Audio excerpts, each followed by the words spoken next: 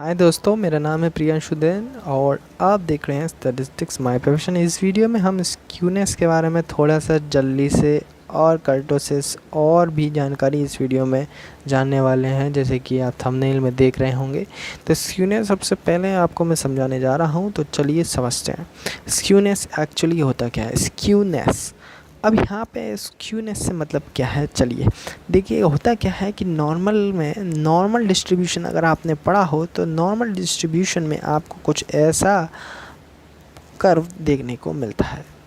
होता क्या है, ये बिल्कुल ही परफेक्ट कर्व होता है जो सिमेट्रिकली अगर आप इसको बीच में से कट कर दें तो आपको इस तरफ से और इस तरफ से बिल्कुल सेम पैटर्न आपको देखने को मिलेगा और सेम आपको डेटा यहाँ पे ऐसा जाता हुआ दिखेगा। तो यहाँ पर होता क्या है, स्क्यूनेस में अगर इसमें थोड़ी सी भी कमी आ जाती है या फिर थोड़ी सी भी आपको फ्लैटनेस या पिक्डनेस या कुछ भी ऐसी चीज़ दिखाई देती है इधर से या इधर से किधर से भी, तो आपको ये स्क्यूनेस हम कहते हैं। सिंपल सी बात है, जब आपको सिमेट्री में नहीं दिखाई चीज़, ये यहाँ से थोड़ा सा बड़ा दिखाई दे, यहाँ से थोड़ा सा कम दिखाई दे, तो इसका मतलब है कि इसमें आपको स्क्यूनेस देखने को मिल रही है। तो अब स्क्यूनेस एक्चुअली है क्या और क्यों हम पढ़ते हैं इसको। तो होता क्या है कि इसका आंसर ये है, अगर आप नॉर्मली डिस्ट्रीब्यूशन पढ़ रहे हैं और नॉर्मल डिस्ट्रीब्यूशन में आप अगर पढ़ रहे हैं तो आपको मीन मीडियन मोड जो है डिफरेंट पॉइंट्स पे देखने को मिलेंगे। मीन मीडियन मोड जो है नॉर्मल डिस्ट्रीब्यूशन में आपको बराबर दिखाई देंगे, जबकि स्क्यूनेस होने पर वो डिफरेंट होते हैं, यानी कि इनकी वैल्यूज़ जो है मीन मीडियन और मोड की वैल्यूज़ जो हैं डिफरेंट आपको दिखाई मिलेंगी। तो इस तरीके से आपको स्क्यूनेस समझ में आया होगा। अब स्क्यूनेस कैसे होते हैं, स्क्यूनेस जो है दो तरीके होते हैं। एक तो आपका अगर राइट साइड से ज़्यादा आपका कर्व थोड़ा सा लेंथी हो, एक तो ये, और दूसरा आपका लेफ़्ट साइड में, और एक राइट साइड में लंबे में हो और एक लेफ़्ट साइड में लंबे में हो, तो दो तरीके के आपको कर्व देखने को मिलेंगे। जो पहला वाला कर्व है जो कि राइट साइड में ज़्यादा फैलता हुआ दिखाई दे रहा है, जो कि आपको पॉजिटिव साइड होता है, ये नेगेटिव साइड होता है, इसको हम कहते हैं पॉजिटिवली। अच्छा, ये आपका पॉजिटिवली स्क्यूनेस डिस्ट्रीब्यूशन है, पॉजिटिवली स्क्यूड डिस्ट्रीब्यूशन, और this is the negatively skewed distribution.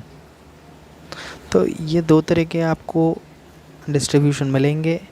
बीच वाला जो पार्ट होता है वो, जो कि आपको हमेशा लेंथी दिखाई दे, वो आपका मोड होता है। उससे छोटा आपका ये सबसे छोटा मीन हो सकता है और ये मीडियन होता है। और इस तरीके से सेम यहाँ पे बीच का जो सबसे लंबे में होगा वो आपका मोड होगा, और ये जो होगा मीन होगा, और बीच में मीडियन आएगा। तो इस तरीके से ये आपके सिमेट्रिकली जमे नहीं होते हैं, क्योंकि छोटी छोटी वैल्यू होती हैं। इस तरीके से स्क्यूनेस आपको देखने को मिलती है।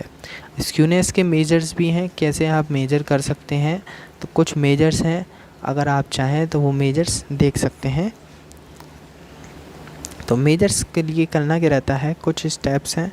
सबसे पहला मेजर का स्टेप ये है कि स्क्यूनेस का, कि वो आप मीन में से मीडियन को माइनस करके निकाल सकते हैं, या फिर दूसरा एक तरीका है मीन में से मोड को माइनस करके निकाल सकते हैं, या फिर एक और तीसरा तरीका है कि मीन Q3 माइनस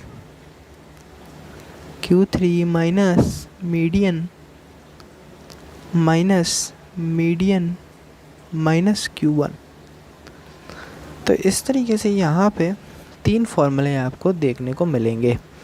अब यहाँ पे एक और फॉर्मूला आता है, उसका नाम है, जो कि कार्ल पियर्सन जो प्रोफेसर थे उन्होंने निकाला था, Karl Pearson coefficient of skewness. ये एक फॉर्मूला है स्क्यूनेस निकालने के लिए, तो ये इन्होंने दिया था कार्ल पियर्सन प्रोफेसर ने। और ये जो है सिंपल सा एक फॉर्मूला है, मीन में से मीडियन को, मीन माइनस मोड को अपॉन में sigma, mean minus mode upon में सिग्मा। यहाँ पे आपको Karl Pearson coefficient of skewness formula मिलेगा। दूसरा एक और फॉर्मूला है जिसमें हम मीडियन का यूज़ कर सकते हैं, 3 mean minus median upon sigma. और अगर m is greater than m0 then skewness is positive. If m is less than m0 then it is negative. और अगर सेम यहाँ पे मीडियन, मीन मीडियन से बड़ा हो तो प्लस में है, और छोटा हो तो माइनस में है।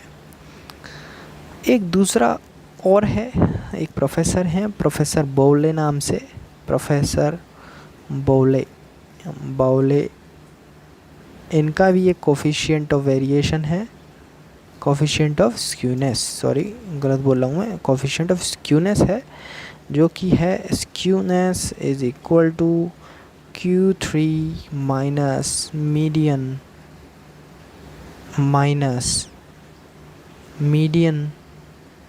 Minus Q1 upon Q3 minus median plus median minus Q1।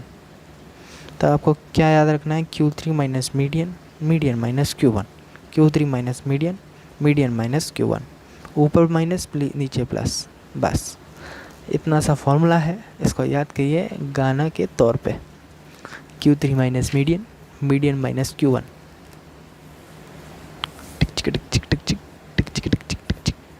अब यहाँ पर आपको एक नया टॉपिक मैं आपको पढ़ाने जा रहा हूँ जिसका नाम है कर्टोसिस। कर्टोसिस भी कुछ भाई बंधु हैं, किसके भाई बंधु हैं ये हमने जो पढ़ा अभी, स्क्यूनेस के। तो स्क्यूनेस और कर्टोसिस कुछ मिलते जुलते हैं, बस अंतर क्या है इसमें, स्क्यूनेस में आपको एक्स एक्सिस पे, समझ रहे हैं आप, एक्स एक्सिस में आपको फैलता सिकुड़ा, यानी कि ये जो इस तरह फैल रहा था उस तरह फैल रहा था, तो इस तरीके से आपको मिल रहा था। लेकिन यहाँ पर आपको वाई एक्सिस में बड़ा छोटा छोटा, ऐसे जब आपको आकृतियाँ मिलेंगी कि बड़ा है, छोटा है या और चपटा हुआ ऐसा है, तो आपको ये कर्टोसिस की कंडीशन कहलाती है।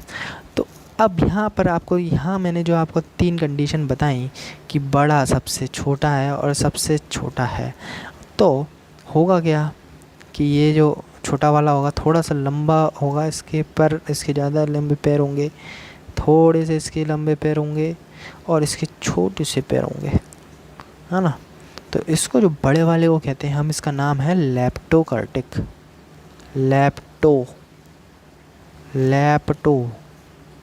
लेप्टोकर्टिक, अरे लेप्टोकर्टिक। बीच वाला है नॉर्मल कर्व, और तीसरा जो कर्व है उसका नाम है प्लेटिकर्टिक।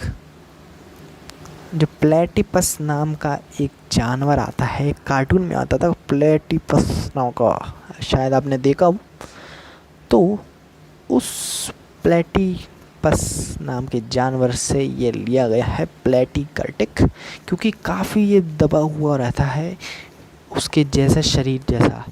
क्योंकि आप प्लेटिपस के शरीर को देखेंगे तो कुछ आपके पूंछ और उसके मुंह कुछ आगे जैसे ही चपटे ऐसे रहते हैं, और थोड़ा सा वो दबा हुआ सा रहता है, आपको देखने को मिलेगा अगर आप गूगल्स पे सर्च करेंगे तो इतना सही था कर्टोसिस, जिसमें आप क्या करते हैं, हम एक आइडिया लगाते हैं कि ये कैसा है कर आपका प्लेटिकर्टिक है या फिर नॉर्मल कर्व है या फिर लेप्टोकर्टिक है।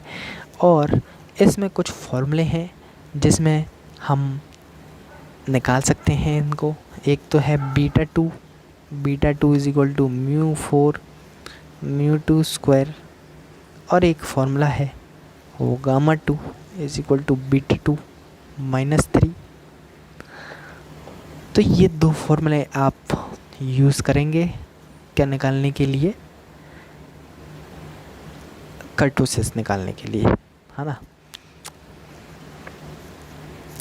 अब यहाँ पर आपको कुछ कंडीशंस में लिखा रहा हूँ, आप लिख सकते हैं।